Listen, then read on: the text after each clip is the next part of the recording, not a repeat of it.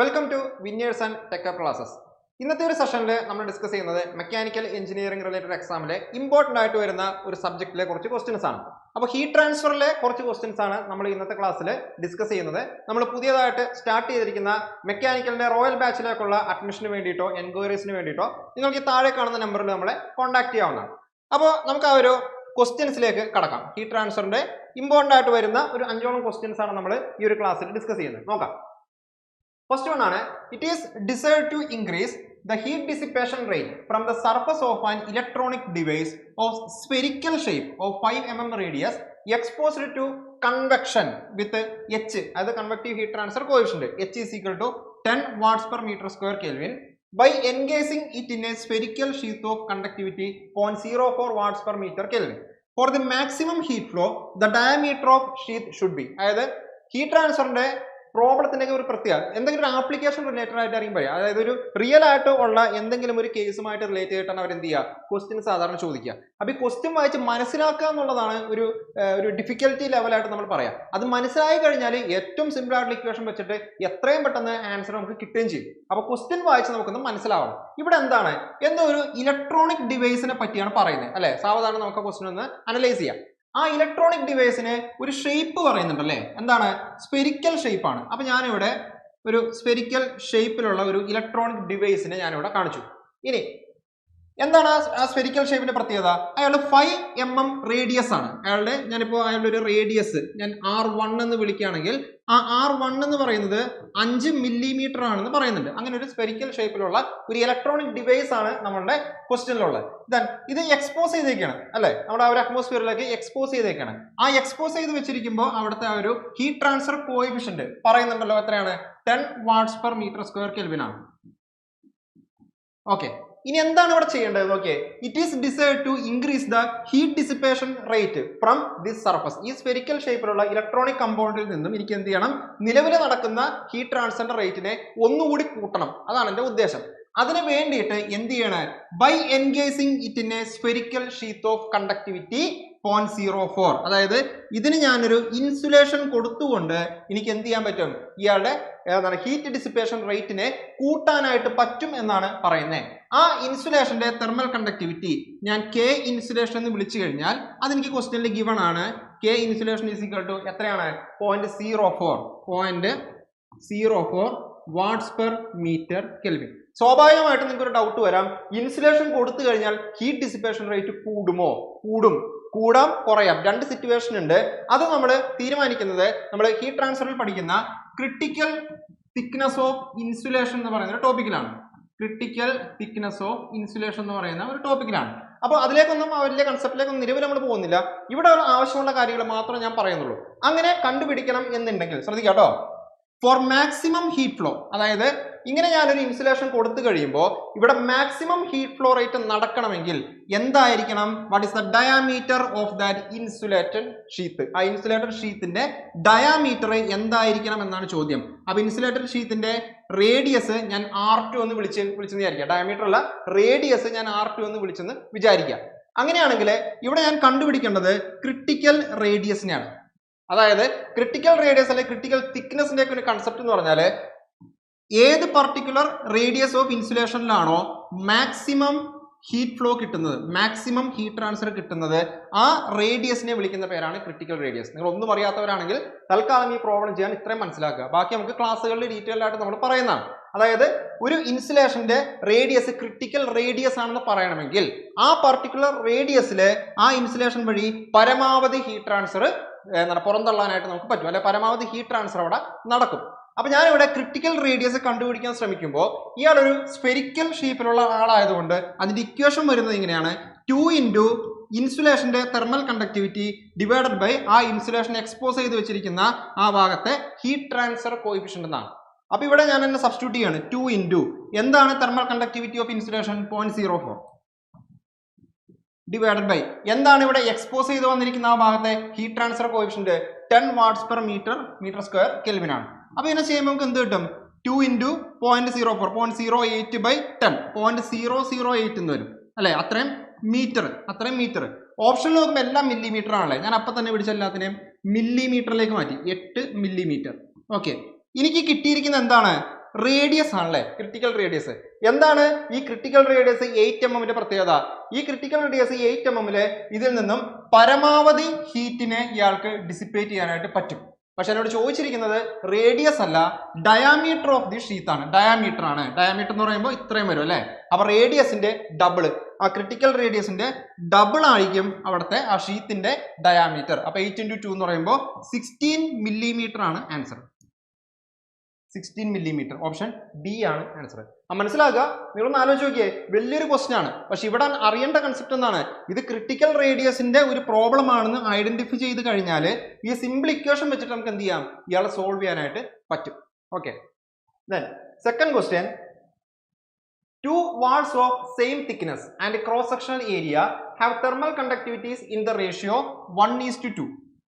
If the ratio of temperature drop across the two wall is 2:3, what is the ratio of the heat flow? അതായത് ഇവിടെ രണ്ട് വാൾ ഉണ്ട്, രണ്ട് വാൾ. ഇപ്പൊ ഞാൻ ഇയാളെ 1 എന്ന് വിളിക്കുകയാണ്, ഇത് രണ്ടാമത്തെ ഒരു വാളാണ്, 2 എന്നും വിളിക്കുകയാണ്. എന്താണ് ഒരു പ്രത്യേകത? സെയിം തിക്നെസ് ആണ്. ഇപ്പൊ ഇയാളുടെ ഒരു തിക്നെസ് ഞാൻ L എന്ന് വിളിച്ചാൽ അതേ തിക്നെസ് തന്നെയായിരിക്കും ഇയാൾക്ക്, L. Then having the same cross sectional area. അതായത് നമ്മൾ ഇവിടെ ക്രോസ് സെക്ഷണൽ ഏരിയ ഒക്കെ നോക്കിക്കഴിഞ്ഞാൽ ഏരിയ എന്ന് പറയുന്നത് എന്താണ്, രണ്ടുപേർക്കും സെയിം തന്നെയാണെന്ന് പറയുന്നുണ്ട്. ദെൻ ഇയാളുടെ തെർമൽ കണ്ടക്ടിവിറ്റി ഞാൻ K1 എന്ന് വിളിക്കുന്നു, രണ്ടാമത്തെ ആളുടെ തെർമൽ കണ്ടക്ടിവിറ്റി K2 എന്ന് വിളിച്ചാൽ ആ തെർമൽ കണ്ടക്ടിവിറ്റീസ് തമ്മിലുള്ള റേഷ്യോ എനിക്ക് ഗിവൺ ആണ്. K1 divided by K2 is equal to 1:2 ആണ്, അല്ലെങ്കിൽ 1/2 ആണ്.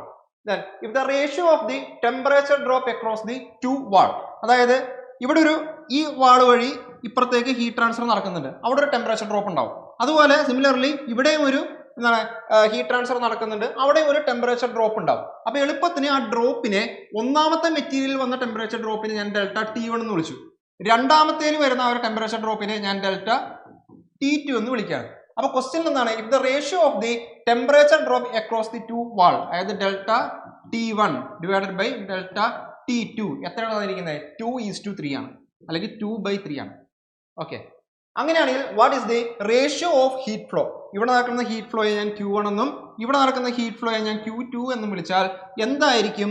Q1 ഡിവൈഡഡ് ബൈ Q2 എന്നാണ് ചോദ്യം അല്ലെ. ഈ പ്രോബ്ലം എന്താണ്? കണ്ടക്ഷൻ ആണോ കൺവെക്ഷൻ ആണോ റേഡിയേഷൻ എന്ന് ചോദിച്ചു കഴിഞ്ഞാൽ നമുക്കറിയാം, ഒരു സോളിഡ് ബോഡി കടന്നു പോകുന്ന ഹീറ്റ് ട്രാൻസ്ഫർ ആണല്ലോ. എന്തായിരിക്കും അത്? കണ്ടക്ഷൻ ഹീറ്റ് ട്രാൻസ്ഫർ ആയിരിക്കും. കണ്ടക്ഷൻ ഹീറ്റ് ട്രാൻസ്ഫറിൽ Q കണ്ടുപിടിക്കാനുള്ള ജനറൽ ഇക്വേഷൻ എന്താണ്? K into area into delta T divided by L എന്നാണ് അല്ലെ. അവിടെ ഒരു കൊറിയർ ലോ ഹീറ്റ് കണ്ടക്ഷൻ ഒക്കെ പറയുമ്പോൾ K into delta T divided by L ആണ് നമ്മളിവിടെ പ്രയോഗിക്കുക. അപ്പൊ ഞാനിവിടെ Q1 ഈക്വൽ ടു എങ്ങനെ എഴുതാം? K1 into area, area same ആണെന്ന് പറയുന്നുണ്ട്, ക്രോസ് സെക്ഷൻ ഏരിയ, അപ്പൊ A1 എന്ന് വിളിക്കേണ്ട ആവശ്യമില്ല. ദെൻ ഡെൽറ്റ T, ഒന്നാമത്തെ എലമെന്റിലെ ടെമ്പറേച്ചർ ഡ്രോപ്പിനെ ഡെൽറ്റ T1 എന്നാണ് വിളിച്ചത്, divided by L. Then Q1 by Q2 ഇവിടെ തന്നെ എഴുതാം കേട്ടോ. Q2 എന്താണെന്ന് നോക്കിയേ, Q2 എന്താണ്? ഇതുപോലെ തന്നെ എഴുതാം, K2 into area into delta T2 divided by L. ഇവിടെ നമ്മൾ ഏരിയ സെയിം ആണ്, വെട്ടിക്കളയാം. ദെൻ സെയിം തിക്നെസ് ആണ് L, അതും വെട്ടിക്കളയാം, which is equal to K1 by K2 into delta T1 by delta T2. ഈ എല്ലാ വാല്യൂ നമുക്കറിയാമോ, സബ്സ്റ്റിറ്റ്യൂട്ട് ചെയ്താൽ പോരെ. K1 ബൈ K2 എന്താണ്? 1/2 into delta T1 by delta T2 എന്താണ്? 2/3. അപ്പൊ നമുക്ക് 1/3 ആൻസർ കിട്ടും. അതായത് ഇങ്ങനെ ഒരു കണ്ടീഷനിൽ ഒരേ തിക്നെസ് ഉള്ള വ്യത്യസ്തമായ രണ്ട് തെർമൽ കണ്ടക്ടിവിറ്റി ഉള്ള ഇങ്ങനെ ഒരാൾ എടുത്തു കഴിഞ്ഞാൽ ഒരേ ടെമ്പറേച്ചർ ഡ്രോപ്പ് ആണ് രണ്ടുപേരിലും ഹീറ്റ് ട്രാൻസ്ഫറിന്റെ ഭാഗമായിട്ട് നടക്കുന്നതെങ്കിൽ അവരുടെ ആ heat transfer, rate of heat ട്രാൻസ്ഫറിന്റെ ആ ഒരു റേഷ്യോ എന്ന് പറയുന്നത് എനിക്ക് എന്ത് കിട്ടും? 1/3 അല്ലെങ്കിൽ 1:3 എന്ന് കിട്ടും. 1:3 അല്ലെങ്കിൽ 1/3. ഓപ്ഷൻ ബി ആണ് ആൻസർ വരും. Okay, then third one. Air is flowing over a hot plate at a temperature 120 degrees Celsius. If at a point Reynolds number is increased by 4 times and Nusselt number is increased by 2 times, then new value of Prandtl number will be. നമ്മളെ heat ട്രാൻസ്ഫറിന്റെ convection ഒക്കെ പഠിക്കുന്ന സമയത്ത് നമ്മൾ dimensionless parameters അല്ലെങ്കിൽ dimensionless numbers എന്നൊക്കെ പറഞ്ഞ് പഠിക്കുന്ന കുറച്ച് ആൾക്കാരാണ് ഈ Reynolds number, Nusselt number, Prandtl number എന്നൊക്കെ പറയുന്ന ആൾ. അപ്പൊ അതുമായിട്ട് ബന്ധപ്പെട്ടുള്ള ഒരു ക്വസ്റ്റ്യൻ ആണ് നമുക്ക് പറയാം. അപ്പോൾ ഒരു ഹോട്ട് പ്ലേറ്റ് ആണ്, അപ്പൊ ഞാനിങ്ങനെ ഒരു പ്ലേറ്റിന് കൺസിഡർ ചെയ്യണം. ശരിക്കും അത് വരക്കേണ്ട ആവശ്യമൊന്നുമില്ല, എന്നാലും ഞാനൊരു ഐഡിയ കിട്ടാൻ വേണ്ടിയിട്ട് പറയാണ്. ഇത്രയൊന്നും എക്സാമിന്റെ സമയത്ത് ചിന്തിക്കേണ്ട കാര്യമൊന്നുമില്ല. അപ്പോൾ ഒരു ഹോട്ട് പ്ലേറ്റ് ആണ്, ചൂടായിട്ടുള്ള പ്ലേറ്റ് ആണ്, സേ ഒരു 100 ഡിഗ്രി സെൽഷ്യസ് ആണ് ഇയാളുടെ സർഫസ് ടെമ്പറേച്ചർ എന്ന് വിചാരിച്ചോ. ഇതിന്റെ മുകളിൽ കൂടി എന്ത് സംഭവിക്കുകയാണ്? എയർ ഫ്ലോ ചെയ്യാണ്. ഇതിന്റെ മുകളിൽ കൂടി എയർ എന്ന് പറയുന്ന ആള് വേണമെങ്കിൽ ആളുടെ ടെമ്പറേച്ചർ എന്ന് പറയുന്നത് ഒരു 20 ഡിഗ്രി സെൽഷ്യസ് ആണെന്ന് വിചാരിച്ചോ. ഇങ്ങനെ ഫ്ലോ ചെയ്യാണ്. അപ്പോൾ ഇതില് L എന്ന് പറയുന്ന ഒരു ലെങ്ത് ആണ് ഇതിന്റെ എന്ന് നിങ്ങൾ വിചാരിക്കാം. ഓക്കെ, അപ്പോൾ ഇതിന്റെ റെയ്നോൾഡ്സ് നമ്പറും അതുപോലെ നെസൽട്ട് നമ്പറും കുറച്ച് ദൂരം സഞ്ചരിച്ച് ഈ എയർ കുറച്ച് ദൂരം മാറിക്കഴിയുമ്പോൾ റെയ്നോൾഡ്സ് നമ്പറും മാറുന്നുണ്ട്, അതുപോലെ നെസൽട്ട് നമ്പറും മാറുന്നുണ്ട്. എന്താണ് ഈ റെയ്നോൾഡ്സ് നമ്പറിന്റെ ഇക്വേഷൻ നമ്മൾ പറയുന്നത്? ഒരു ഫ്ലാറ്റ് പ്ലേറ്റ് ഇതുപോലെ കാണിച്ചു കഴിഞ്ഞാൽ rho into UL by mu ഇങ്ങനെ പറയാം. ഒരു ഫ്ലാറ്റ് പ്ലേറ്റിന്റെ കേസ് ആയതുകൊണ്ട് rho into U into L by mu. ഈ L എന്ന് പറഞ്ഞാൽ വേണമെങ്കിൽ ഇവിടെ പറയാം, ഓരോ ഈ ഡിസ്റ്റൻസ് മാറും തോറും, ഞാൻ ഈ പറയുന്ന ഡിസ്റ്റൻസ് പ്ലേറ്റിന്റെ ഈ മുകളിൽ സഞ്ചരിക്കുമ്പോൾ ഈ ഡിസ്റ്റൻസ് മാറും തോറും ഈ L വേരിയിങ് ആണ്. ഇപ്പൊ L equal to 1 metre total and എടുത്തു കഴിഞ്ഞാൽ ഇവിടെ സബ്സ്റ്റിറ്റ്യൂട്ട് ചെയ്താൽ ഇനി കിട്ടുന്ന റെയ്നോൾഡ്സ് നമ്പർ എവിടത്തെ ആയിരിക്കും? ഈ ഒരു എൻഡിലായിരിക്കും. ഇനി അതിന് പകരം ഞാൻ ഇവിടെ നടുക്ക് 0.5 മീറ്ററിന് ശേഷമുള്ള വാല്യൂ ആണ്, 0.5 ആണ് ഇവിടെ കൊടുക്കുന്നതിന്റെ അർത്ഥം എന്താണ്? ഈ പോയിന്റിലെ ആ ലോക്കൽ ആയിട്ടുള്ള റെയ്നോൾഡ്സ് നമ്പർ ആയിരിക്കും എനിക്ക് ഇവിടെ കിട്ടുക. അതായത് നമ്മൾ ആ പ്ലേറ്റിന്റെ എൻറ്റയർ ലെങ്തോ അല്ലെങ്കിൽ അതിന് കുറവുള്ള ലെങ്തോ ആ ലെങ്ത് എടുക്കുന്ന അനുസരിച്ചിട്ട് ആര് വ്യത്യാസം വരും? റെയ്നോൾഡ്സ് നമ്പറിൽ വ്യത്യാസം വരും. കാരണം ആ ലെങ്ത് എന്ന് പറയുന്ന അവിടെ ഒരു ഫാക്ടറാണ്. സിമിലർലി നെസൽട്ട് നമ്പർ എടുത്തു കഴിഞ്ഞാൽ അവിടെ എന്താണ്? H heat transfer coefficient into L by K ആ വരിക, L ബൈ K. അപ്പൊ അവിടെയും ഈ പറയുന്ന പ്ലേറ്റിന്റെ ലെങ്ത് മാറുന്ന അനുസരിച്ചിട്ട് ആരും മാറും? ഈ നെസൽട്ട് നമ്പർ മാറും. അതുകൊണ്ടാണ് ഞാനിപ്പോൾ ഇവിടെ 0 ലെങ്ത്തും ഇവിടെ ഒരു 1 മീറ്റർ ലെങ്ത്തും എടുത്തു കഴിഞ്ഞാൽ അതിന്റെ ഇടയിൽ എയർ ഫ്ലോ ചെയ്യുന്ന ഡിസ്റ്റൻസ് മാറുന്ന അനുസരിച്ചിട്ട് ഓരോ പോയിന്റിലും ആര് മാറുന്നുണ്ട്? റെയ്നോൾഡ്സ് നമ്പർ മാറുന്നുണ്ട്, നെസൽട്ട് നമ്പർ മാറുന്നുണ്ട്. അതുകൊണ്ടാണ് ഏതോ ഒരു സമയത്ത് റെയ്നോൾഡ്സ് നമ്പർ 4 ടൈംസ് ആയി, ആ ഒരു സമയത്ത് നെസൽട്ട് നമ്പർ 2 ടൈംസ് ആയി എന്ന് പറയാനായിട്ട് കാരണം. ഇനി അങ്ങനെയാണെങ്കിൽ ആ ഒരു സമയത്ത് ആ ഒരു പോയിന്റിൽ what is the new value of Prandtl number എന്നാണ് ചോദ്യം. Prandtl number PR is equal to നമ്മൾ പറയുന്നത് മ്യൂ CP ബൈ K എന്നാണ്. മ്യൂ എന്ന് പറഞ്ഞാൽ ഈ എയർ ആണ് പോകുന്നതെങ്കിൽ എയറിന്റെ വിസ്കോസിറ്റി, CP എന്ന് പറഞ്ഞാൽ എയറിന്റെ പർട്ടിക്കുലർ ടെമ്പറേച്ചറിലുള്ള സ്പെസിഫിക് ഹീറ്റ്, ദെൻ K എന്ന് പറഞ്ഞാൽ എയറിന്റെ ആ ഒരു തെർമൽ കണ്ടക്ടിവിറ്റി അല്ലെ. ഇതിലെവിടെയും ആര് വരുന്നില്ല? ലെങ്ത് എന്ന് പറയുന്ന ആള് ഡിപ്പെൻഡ് ചെയ്ത് വരുന്നില്ല.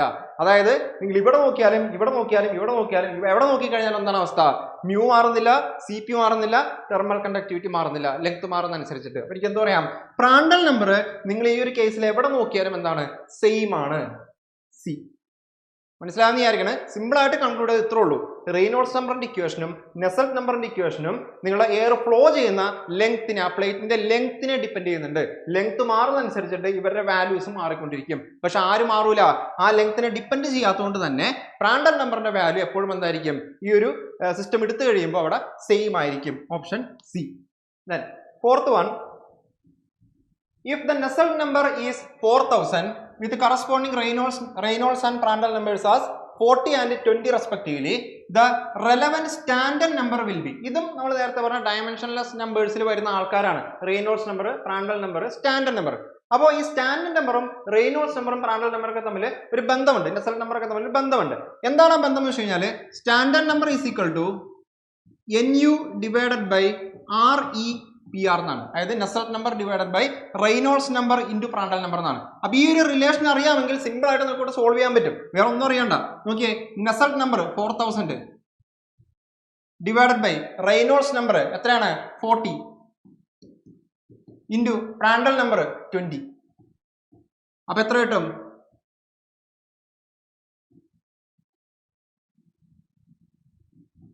100/20 5 വരും അല്ലെ. 5 ഓപ്ഷൻ D ആയിരിക്കും നമ്മളുടെ ആൻസർ. അപ്പൊ ഈ ഒരു കേസിൽ അറിയേണ്ട സാധനം എന്താണ്? സ്റ്റാൻഡേർഡ് നമ്പറും നെസൽട്ട് നമ്പറും റെയ്നോൾഡ്സ് നമ്പറും പ്രാണ്ടൽ നമ്പറും തമ്മിലുള്ള റിലേഷൻ അറിഞ്ഞാൽ ഈ സാധനം നമുക്ക് സിമ്പിൾ ആയിട്ട് സോൾവ് ചെയ്യാം. ഓക്കെ, അപ്പോൾ അറിയേണ്ട കാര്യം നമ്മൾ കോമ്പറ്റേറ്റീവ് എക്സാമുകളിൽ നമ്മൾ എന്ത് ചെയ്യണം? വെറുതെ തിയറി പഠിച്ചുകൊണ്ടിരുന്നു കഴിഞ്ഞാൽ നമുക്ക് എല്ലാ ക്വസ്റ്റ്യൻസ് ചെയ്യാനായിട്ട് പറ്റൂല. അപ്പോൾ പരമാവധി ക്വസ്റ്റ്യൻസ് കൂടി സോൾവ് ചെയ്താലാണ് പെട്ടെന്ന് നമുക്ക് എന്ത് ചെയ്യാം? ഒരു ക്വസ്റ്റ്യൻ കാണുന്ന സമയത്ത് എന്ത് പ്രയോഗിക്കണം, ഇത് കണ്ടക്ഷൻ പ്രയോഗിക്കണോ, കൺവെക്ഷൻ പ്രയോഗിക്കണോ, ഏത് ഇക്വേഷൻ പ്രയോഗിക്കണം എന്ന് പെട്ടെന്ന് ഒരു തീരുമാനം എടുക്കണമെങ്കിൽ എന്ത് വേണം? വെറുതെ തിയറി മാത്രം പഠിച്ചുകൊണ്ട് കാര്യമില്ല, പരമാവധി ക്വസ്റ്റ്യൻസ് നമുക്ക് അവിടെ കണ്ടുപോകണം. ഓക്കെ, ഈ ഒരു സെഷനിലെ ലാസ്റ്റ് ക്വസ്റ്റ്യൻ ആണ് നമ്മൾ ഡിസ്കസ് ചെയ്യുന്നത്. നോക്കാം. For a glass plate, transmittivity and reflectivity are specified as 0.86 and 0.08 respectively. The absorptivity of the plate എന്താണെന്നാണ് ചോദ്യം. ഒരു സിമ്പിൾ ക്വസ്റ്റ്യൻ ആണ്, എന്നാലും ഒരു ഐഡിയ ഞാൻ പറയുന്നുണ്ടെങ്കിൽ എന്താണ് ഈ അബ്സോർപ്റ്റിവിറ്റി, എന്താണ് ഈ സാധനം എന്നൊക്കെ അറിയാൻ വേണ്ടിയിട്ട് ജസ്റ്റ് ഒന്ന് പറയണേ. ഒരു സർഫസ് എടുത്തു കഴിഞ്ഞാൽ ആ സർഫസിലേക്ക് ഒരു റേഡിയേഷൻ ജി എന്ന് പറയുന്ന ഒരു ഇൻസിഡന്റ് റേഡിയേഷൻ വന്നിങ്ങനെ ഇടിക്കുകയെന്ന് വിചാരിക്കുക. അങ്ങനെ ആ സർഫസിലേക്ക് വന്ന് ഇടിച്ചു കഴിഞ്ഞാൽ 3 സാധ്യതകളാണ്. ഒന്ന്, അതിൽ കുറച്ച് അതിൻ്റെ അകത്ത് അബ്സോർബ് ചെയ്യപ്പെടാം. ആ അബ്സോർബ് ചെയ്യപ്പെടുന്നത് സൂചിപ്പിക്കുന്നതാണ് അബ്സോർപ്റ്റിവിറ്റി ആൽഫ എന്ന് പറയുന്നതാണ്. ഓക്കെ, വരുന്ന ഇൻസിഡന്റ് റേഡിയേഷന്റെ എത്ര ഫ്രാക്ഷൻ അതിന്റെ അകത്ത് അബ്സോർബ് ചെയ്യപ്പെടുന്നു എന്ന് സൂചിപ്പിക്കുന്നതാണത് അബ്സോർപ്റ്റിവിറ്റി ആൽഫ എന്ന് പറയുന്നത്. ദെൻ അതിൽ കുറച്ച് ആൾക്കാർ എന്ത് ചെയ്യാം, റിഫ്ലക്ട് ചെയ്യപ്പെടാം. ആ വരുന്ന ഇൻസിഡന്റ് റേഡിയേഷന്റെ എത്ര ഫ്രാക്ഷൻ അവിടെ റിഫ്ലക്ട് ചെയ്യുന്നുണ്ടെന്ന് സൂചിപ്പിക്കുന്നതാണത് റിഫ്ലക്റ്റിവിറ്റി. അതുപോലെ കുറച്ച് ആൾക്കാർ വേണമെങ്കിൽ ഈ മെറ്റീരിയൽ കടന്ന് ട്രാൻസ്മിറ്റ് ചെയ്തു പോകാം. അതിന് നമ്മൾ ട്രാൻസ്മിറ്റിവിറ്റി എന്ന് പറയാം. ടോ എന്ന് പറയുന്ന ആൾ വെച്ചിട്ടാണ് നമ്മൾ അയാളെ ഡിനോട്ട് ചെയ്യുന്നത്. അപ്പൊ നിങ്ങളുടെ ഗിവൺ ക്വസ്റ്റ്യനിൽ നിങ്ങൾക്ക് ഈ പറയുന്ന ആൾക്കാർ തന്നിട്ടുണ്ടല്ലോ, ട്രാൻസ്മിറ്റിവിറ്റി എത്രയാണ്, 0.86 ആണെന്ന് പറയുന്നുണ്ട്, 0.86. ദെൻ റിഫ്ലക്റ്റിവിറ്റി 0.08 ആണെന്ന് പറയുന്നുണ്ട്. അങ്ങനെയാണെങ്കിൽ അബ്സോർപ്റ്റിവിറ്റി എന്തായിരിക്കുമെന്നാണ് ചോദ്യം. ഇവർ 3 പേരും തമ്മിൽ ഒരു സിമ്പിൾ റിലേഷൻ ഉണ്ട്, alpha plus rho plus tau is equal to 1 ആയിരിക്കും. ഈ 3 ഫ്രാക്ഷൻസിനെ നമ്മൾ കൂട്ടിക്കഴിഞ്ഞാൽ 3 കൂടി കൂട്ടി നമുക്ക് എന്ത് കിട്ടും, 1 എന്ന് പറയുന്ന ഒരു വാല്യൂ കിട്ടണം. അപ്പൊ ഇവിടെ എന്താണ് അബ്സോർപ്റ്റിവിറ്റി എന്നാണ് ചോദ്യം അല്ലെ. അപ്പൊ അബ്സോർപ്റ്റിവിറ്റിനെ ഇവിടെ നിർത്തിയിട്ട് 1 മൈനസ് റോ പ്ലസ് ടോ അപ്പുറത്തേക്ക് വിട്ടാൽ മതി. അപ്പൊ 1 മൈനസ് റോ എന്ന് പറഞ്ഞാൽ എന്താണ്, 0.08 പ്ലസ് ടോ എന്ന് പറഞ്ഞാൽ എന്താണ്, 0.86.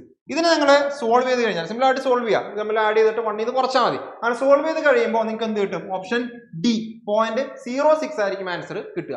അപ്പൊ ഇങ്ങനെ ഒരു ചോദ്യം വന്നാൽ എന്തറിഞ്ഞാൽ മതി, ഈ സിമ്പിൾ ആയിട്ടുള്ള ഒരു റിലേഷൻ അറിഞ്ഞു കഴിഞ്ഞാൽ നമുക്ക് അവിടെ ആൻസറിലേക്ക് എത്താൻ പറ്റും.